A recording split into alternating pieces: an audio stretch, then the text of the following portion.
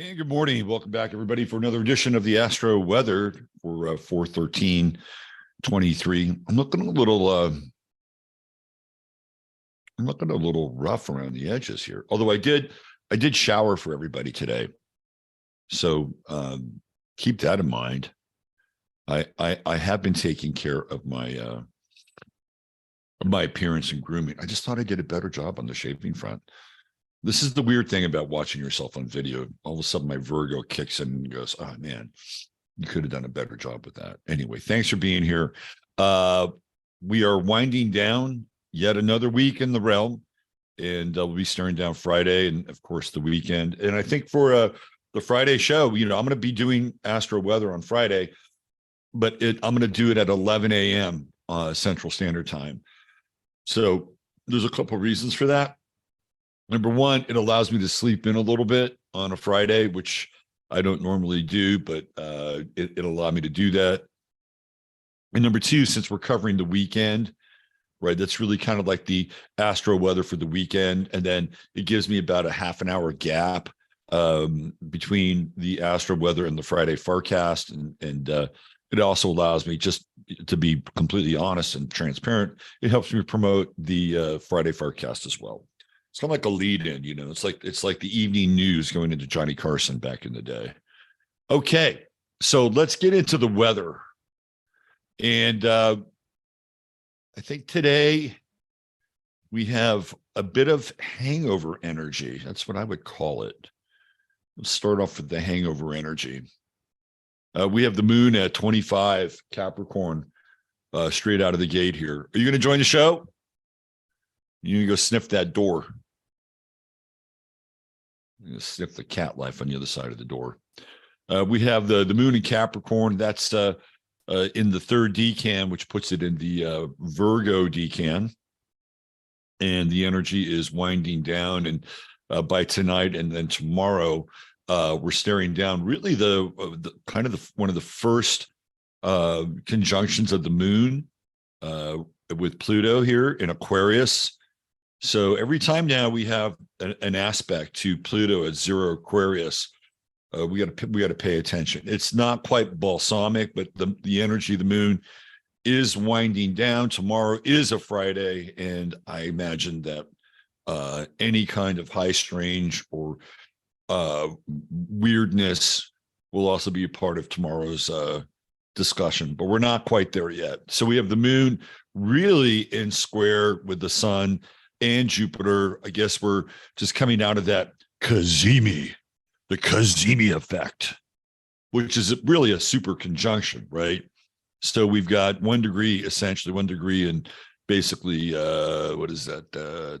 13 minutes, 12 minutes, 1 degree and 12 minutes separating Sun, Jupiter. So, rights and freedom and this identity of self and indignation. It's really interesting from a more collective standpoint or a global standpoint that we had these two institutions, NPR and PBS, get a little attitude and decide that they wanted to get off of Twitter. And what's interesting is those are government institutions. And so here we are, the moon in Capricorn does represent, or Capricorn does represent in general, institutional and government forces. And they've said adios. They're feeling incensed, right? Because Twitter now has labeled them a government news agency, which is true. There's nothing illusory about it. They take taxpayer money. They're funded by the American people, and they're incensed by it. And this is one of the byproducts of the Sun-Jupiter conjunction. It can really distort things and blow things out of proportion. And I think that's an example of it. And even with the square to the moon, we look at we have cat action going on here. I think there's some potential cat play. I'm sorry, I've been a little distracted. I have to keep my eye on it too, because the new cat could get swiped. Anyway, even that moon in Capricorn, if you just look at it from it's symbolic import. It's almost like the emotional content or the emotional currency of these agencies, these government agencies, is waning. I mean, it is literally waning. And I've got to go on the record here that the energy and the will of the people is rising, right? It's rising. That's just in general. I mean, so on 15 Minutes of Flame, I'm going to get more into the whole Bud Light thing. Dylan Mulvaney, Alyssa Hirschide. I've been doing a 3-part series on it. Today is sort of the end of that series. And yesterday I began to bring Baphomet into the discussion. And Baphomet is definitely a key player and symbol for all of this, right? And Capricorn is a sign that is associated with Baphomet, the goat god, right? It is the transsexual goat god. It's male and female, right? So that is their mother, father god in the darkest sense, right? So how does this play out for you personally? Well, with the moon in Capricorn, I also feel like we're trying to again look out for our own self-interests, right? And it doesn't matter whether the moon is in Cancer or the moon is in Capricorn. It is connected in this axis around security, right? Like moon in Capricorn is about long-term security. That's really what it's about. And I was just I had a conversation with Dr. J, and she was telling me how a friend of hers, really close friend of hers, is, getting rid of everything and downsizing and selling his place and buying like a small condo, right? I mean, this is kind of what's in the air right now, just in terms of, austerity and, getting rid of the excess in our lives. And I think this is a good exercise. Like, let's look at this Capricorn moon just as about to hit Pluto in Aquarius. It's like, what do you need and what don't you need, right? Because the Capricorn moon is really good at shedding dependencies. And with the Sun Jupiter here, it's like, oh no, I need that. I can't get rid of that. No, I need that. This defines who I am. Does it really? Question mark. Right. So today's one of those days, and even leading into tonight, and to some extent tomorrow, look around. What do you not need? What do you not need? Now, the other side of this is that you can get out the Ginzu and just start slashing away, because that's the nature of Sun Jupiter. It's like, no more. Don't need it. It was like me the other day when I decided I was going to trim my beard, and all of a sudden I looked and, man, I don't really have a beard. It's like, what happened here? Right? It's kind of that energy's in the air. So don't be afraid to shed some excess. If you go overboard a little bit, it's okay, right?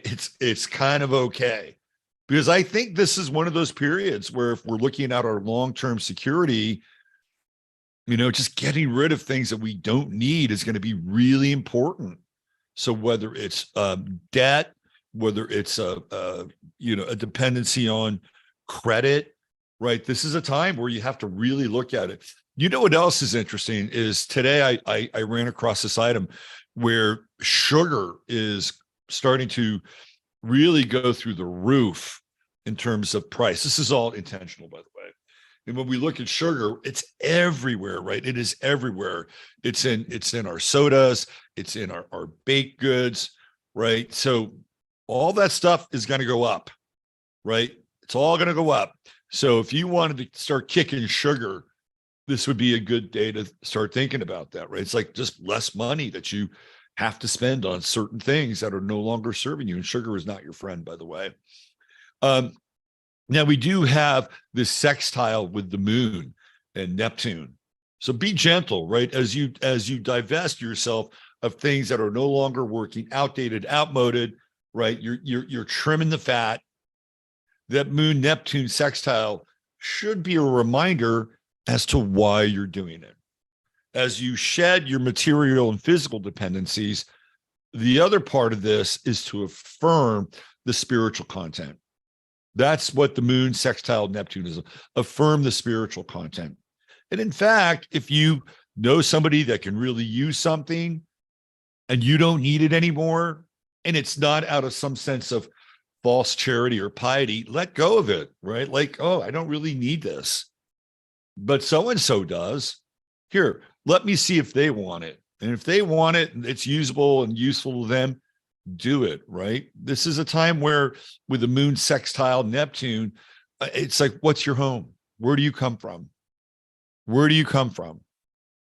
I mean, it's all about you know, your space and your place inside of you. Because wherever you live or wherever you are on this planet, it's only for the blink of an eye. You know, your soul and your and I'll use the word spirit in conjunction with soul.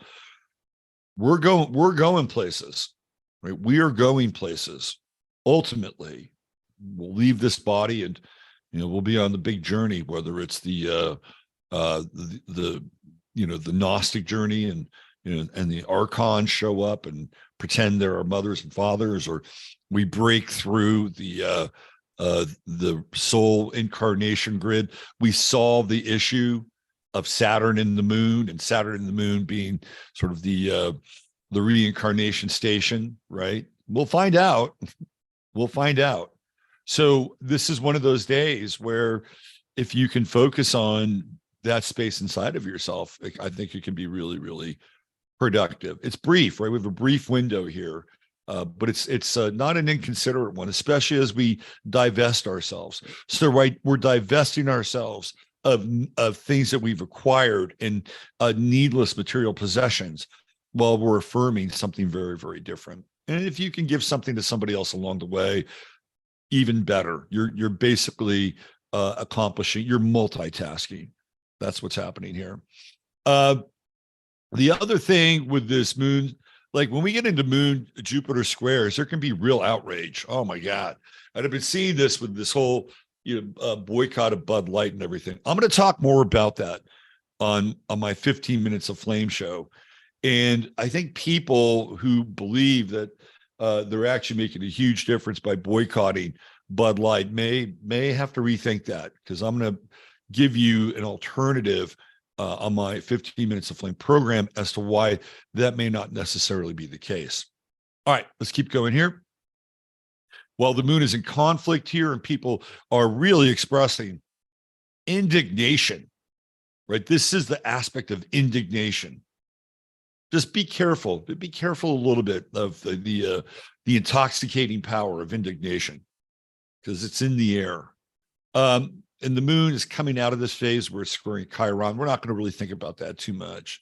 Let's get into some of the other aspects of the moon here early in the day or wherever you are. So we do have the moon coming. It's still in this trine with Uranus. It's a very interesting trine. Very, very. This is one. Okay, so I'm going to throw this out there. If you have an opportunity, it really, this would have been part of the discussion yesterday. It should have been. If you have an opportunity to hang out with somebody who might be considered your elder, or somebody who is, you know, considered to be, I don't know, wise, or this is a really good day to tap into those resources. Really good day to tap into those resources. And even mothers, right? We get into the moon in Capricorn, and we're dealing with the older versions of our mothers, grandmothers, great grandmothers, right? So that energy is also in the air. It's kind of a perennial wisdom, but with the moon trining Uranus, it comes into some really interesting spaces and ways of expressing itself. You know, whenever we get into a moon trine with Uranus, some of the results can be really, really intriguing. And, you know, we're dealing with earth signs here. So the other thing too, is you may want to look at, as you divest yourself of some of the things you don't need. So where can you invest into things that you do need? That's another part of this whole story. And here early in the day, when you're really starting yesterday, we talked a little bit about this. What else can you invest in? What are some of the alternative forms of value? that are available. And I know a lot of people are still into Bitcoin and crypto, and I think that's part of the part of the discussion, but it's a small part of the discussion. And usually, when you have a moon Uranus trine, it's also finding value in things that people don't normally see. And that brings us back to the conversation with elders and people that are, not really in the main. They're not in the mainstream of their own lives, right? And there's value there. Those people are resources, and some of them have significant wisdom. So tap into that network as well. What else do we have? We've got the Venus in trine with Pluto. That's a really interesting aspect. Really interesting aspect. Venus in Gemini is kind of kooky, and it's always sort of reflecting back on itself internally, not externally. That's Libra's job, right? So I feel like this energy over the course of the next couple of days. I mean, even when Venus gets into 3, 4, 5 degrees Gemini, it could really produce some interesting connections with people and feeling like, yeah, this is, I wouldn't want to use the word fated, but you know what that feels like when, you meet somebody and you just automatically know there's a connection with that person. You're connected. Like there's all this history, all this data, all this sort of bioaccumulated memory, right? That once you're in the field of another person, you get it, right? You get it. And there's some of that here today with the Venus trine Pluto. And it's not just in physical space, it can also be in virtual space as well. Because when we deal with Gemini, we're dealing in Aquarius, we're dealing with air. It's not always grounded. It doesn't always have to be face to face. But over the course of the next few days, that energy is pretty it's pretty close to the surface, right? It's like, oh yeah, we got a connection. We got a connection. You feel like a brother or you feel like a sister, right? This is real agape kind of energy. This is fraternal energy. Like you understand that you come from the same family. That's in the air. Like pay attention. Pay attention to the people that you meet over the next 72 hours. There'll be interesting connections for sure. And we need stimulation with Venus and Gemini. So we need new contacts. We need new people.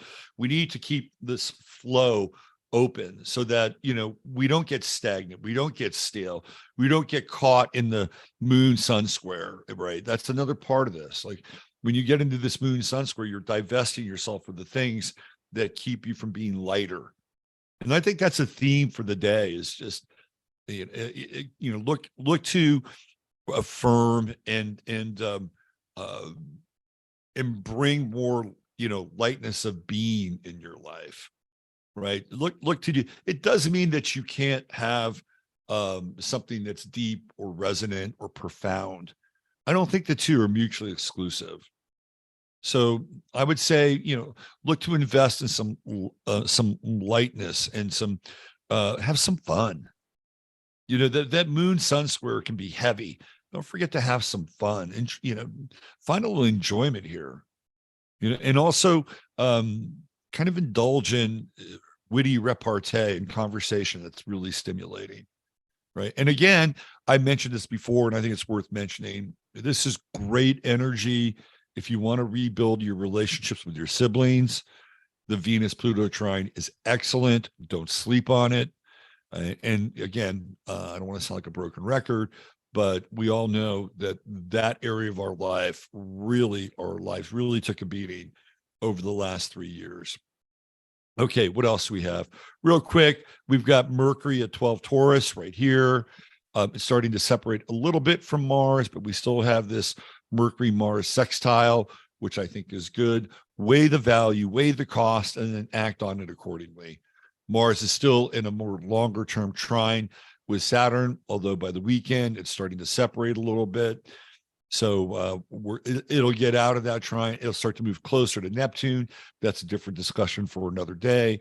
But if you're working on a long-term project, keep your head down and make sure that you get it done, right? Hang in there. Don't forget to take some rest and have a stimulating conversation or two.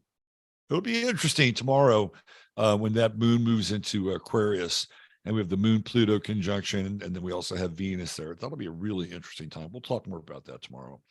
All right, let's get into our star of the day and somebody that you may or may not have heard of. I'm good at finding obscurity. This is probably one of the most important people of the 20th century that very few people are familiar with and or know about. Today's star of the day is Roberto Calvi. And you may ask yourself, who the hell is Roberto Calvi? Roberto Calvi was known as God's banker. This is a guy, along with his buddy, who essentially brought down the Italian government. This was a huge story back in the 1980s. So Roberto Calvi and some of his cohorts were running banks, and one bank in particular in Italy. And he was called God's banker because he was in charge of managing the Vatican's money. He was also in charge of managing the mob's money. He was also connected to the Freemasonic P2 Lodge, the famous P2 Lodge. So this guy had his fingers on a lot of different assets and a lot of different organizations and groups that controlled those assets. So what I found really interesting about his chart is, well, when we get into things that are hidden or occulted, we're talking about like the 12th house, we're talking about the 8th house. So he has an 8th house sun, right? This guy's got secrets. And it's just the nature of the 8th house sun. Sun in the 8th house, Mercury in the 8th house, Venus in the 8th house, secret keepers. And what's interesting about his sun is it is about as singleton as you can get. He's got a quintile with Pluto, which means he's pretty good. He's pretty good at dealing with other people's money, right? He's got that quintile with Pluto, and it's in Cancer. And that's about the only thing. That's about the only thing he has. He's got a semi-sextile to the moon. That's a minor aspect. That's a singleton sun. Nobody really, until this all came out, right? Until this scandal, there were books written about this guy. Until this came out, nobody really knew much about Roberto Calvi. He was very good at staying under the radar and obscuring details, no doubt. Saturn is in the 12th house, and Saturn is all about institutions. So now we have another occulted aspect. Saturn in the 12th, and we could look at Saturn as it relates to things like the Vatican, right? And he's got this opposition with Saturn and Uranus and Pisces.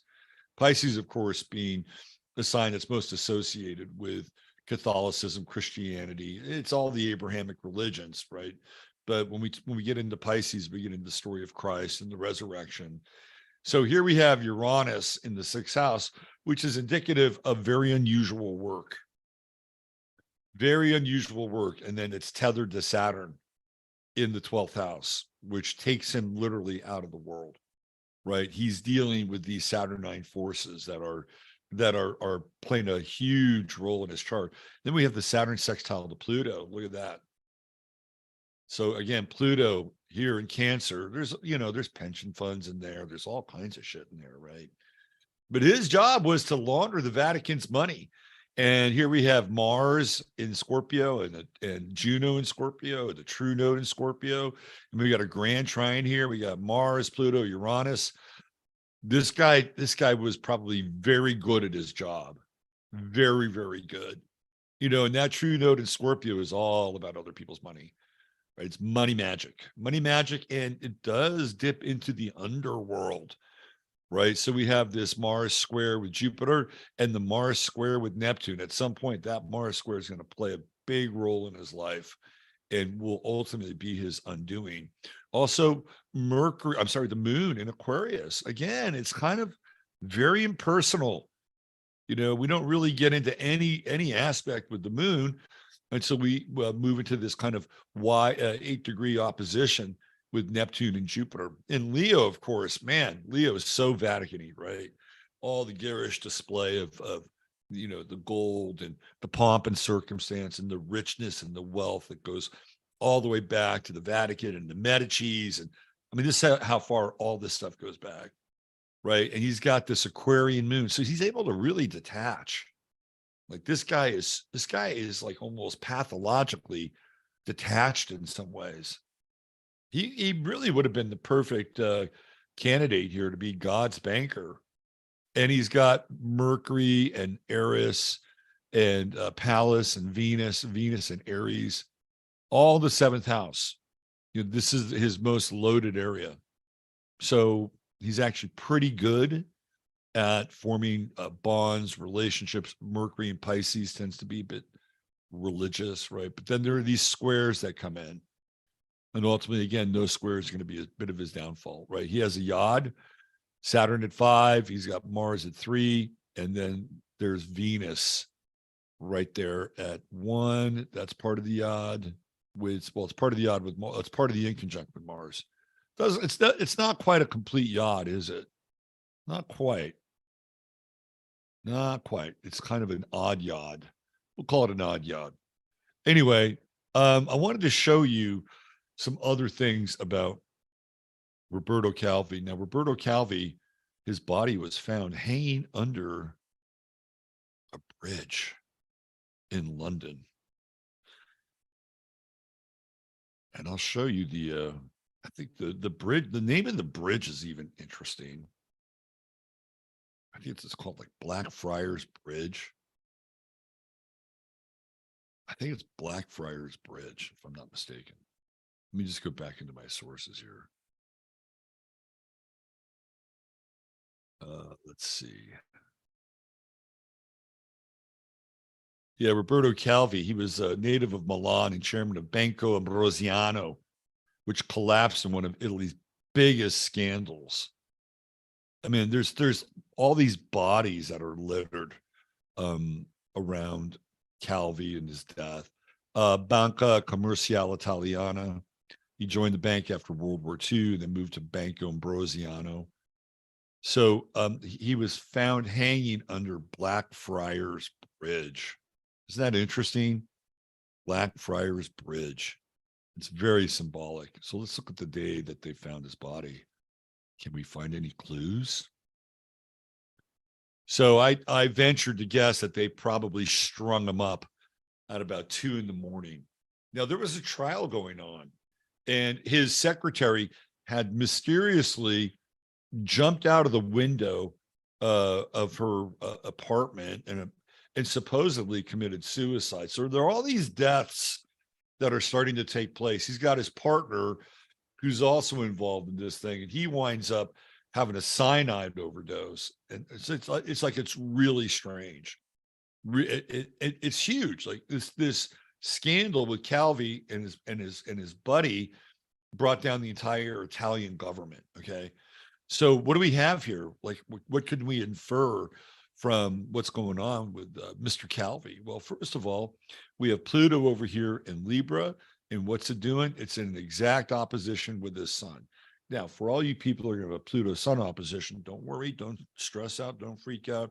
You're not going to wind up hanging under a bridge in London because of Pluto-Sun opposition. They happen, right? And in Roberto Calvi's case, it really happened. And I think that his sun being placed in the 8th house and Pluto in the 2nd house, which is money, right? Money, hard assets. Like this period was, he was going to go through it no matter what. In Libra, it's like, well, we want to get to the bottom of it. We want to solve it. We want to adjudicate this thing. We want there to be justice, right? So he's going to go through it no matter what. But he's got that Pluto-Sun opposition. Now, what's really interesting is he has the South Node in Taurus, right? We talked about the True Node in Scorpio, which theoretically, again, helps him make money and launder money and hide money. He's good at it, right? He's taken the dark octave of Scorpio here. Now, if you look at Chiron, transiting Chiron, where is it? It's conjunct Algol. What is Algol? Lynchings, decapitations, kaput. right? So Chiron is in his ninth house. Venus is there, and it's not too far from his south node. We have the moon at that time also in Taurus. So it's all ganging up on his south node. And what's interesting about Calvi is if you've ever seen the movie, The Imaginarium of Dr. Parnassus, which is a Terry Gilliam movie, Heath Ledger is introduced into the narrative of the movie by being found hanging under the very same bridge. Terry Gilliam knew exactly what he was doing.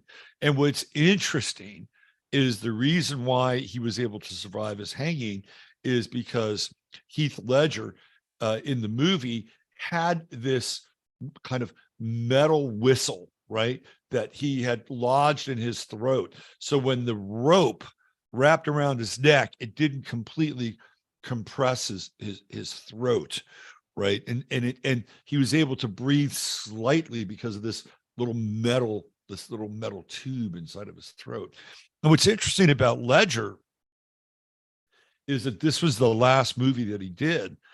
I think, if I'm not mistaken, the movie prior to that was Batman, and he plays the Joker in Batman. And what's interesting about that is that in that movie, Heath Ledger is hanging from his foot outside of the skyscraper. I mean, that's really how the movie ends, right? He is the hanged man in Batman. He comes back, and then he shows up in the Imaginarium of Dr. Parnassus, and he's the hanged man again. Like, if you're Heath Ledger and you're keeping score at home, that's kind of an ominous note. And in fact, he never finishes the movie. And the movie is finished by Jude Law, Johnny Depp, and who's the other guy? Colin Farrell.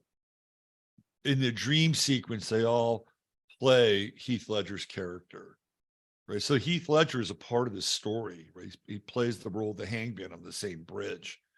It's just a really fascinating, really fascinating chart in a lot of ways, right? We also have Mars here. You got Mars also moving into play, on the opposite side of Venus and his Chiron.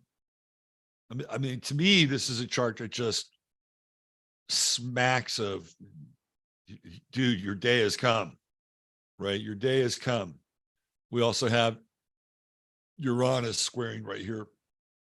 Uranus squaring Saturn, right? This is the great disruptor and the great disruptor of the secrets, and dead men tell no tales. Dead men have no secrets to spare or share. Now, just to give you an example of the body count around Roberto Calvi, the last person to interview Roberto Calvi was a very famous American news person by the name of Jessica Savage.